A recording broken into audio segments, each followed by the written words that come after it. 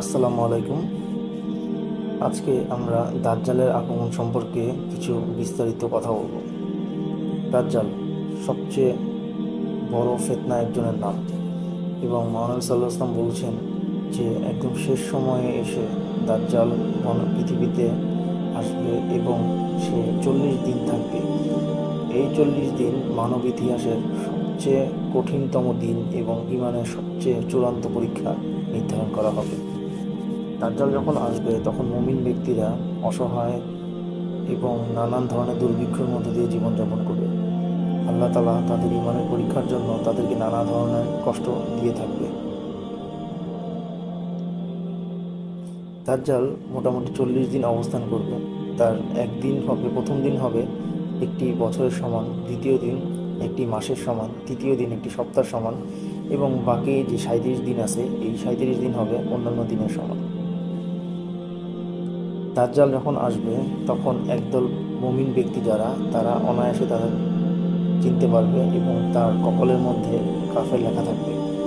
মুমিন ব্যক্তি অনায়াসেই এই জিনিসটি ধরতে পারবে, কিন্তু কাফের যারা আছে তারা অনায়াসেই বুঝবে যে এটাই তাদের প্রভু। বর্তমানে ইসরায়েল জেরুজালেম প্রতিষ্ঠা করতেছে একমাত্র দাজ্জালের আগমনের জন্য, এবং মুমিন ব্যক্তিরা তখন অনেক কষ্টে দিন পার করবে। কিন্তু দেখা যাবে যে মক্কা এবং মদিনাতে দাজ্জাল প্রবেশ করতে পারবে না, কারণ সেখানে ফেরেশতারা ছাড়াও বাকি অন্যান্য মুমিন ব্যক্তিরা এখানে অবস্থান করবে, সেই জন্য দাজ্জাল সেখানে যেতে পারবে না। তাছাড়া দাজ্জাল তার অলৌকিক কিছু ক্ষমতা দেখাবে, যার মাধ্যমে সে নিজেকে খোদা দাবি করবে এবং সে একজন মুমিন ব্যক্তিকে সবার সামনে আনবে, তাকে হত্যা করবে এবং তাকে আবার সবার সামনে জীবিত করবে।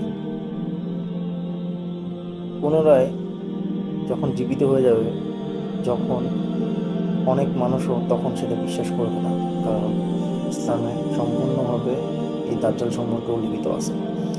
যখন আরেকটি পরীক্ষার মাধ্যমে সে মানুষকে বোঝাতে যাবে যে সে দাজ্জাল একটি লোককে আগুনের মধ্যে ফেলে দিছে, কিন্তু সে আসলে আগুনের মধ্যে পড়ে নাই, সে জান্নাতের মধ্যে চলে গেছে, কিন্তু মুমিন ব্যক্তি এই জিনিসটি বুঝতে পারবে। এরপরে ঈসা আলাইহিসসালাম উনি পৃথিবীতে প্রবেশ করবেন এবং তিনি দাজ্জালের বিরুদ্ধে যুদ্ধ ঘোষণা করবেন এবং একসময় দাজ্জালকে মেরে ফেলবেন এবং হত্যা করবেন,